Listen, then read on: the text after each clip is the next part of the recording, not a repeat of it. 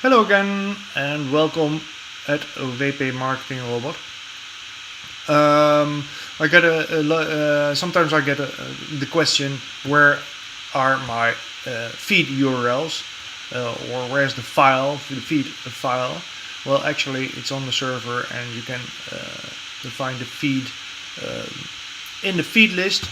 After you created or edited the feed, you go to the feed list and you find the URL under the URL column of the feed you want to show.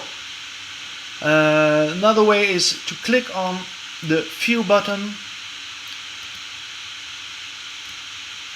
You can open the link, not like that, just like that. And this is actually the XML file you can open in the browser. With this file, so you don't have a real file, but it is an URL to the file, and you can submit it, for instance, on a merchant center or whatever channel you are using. So to find the feed URL or the feed file,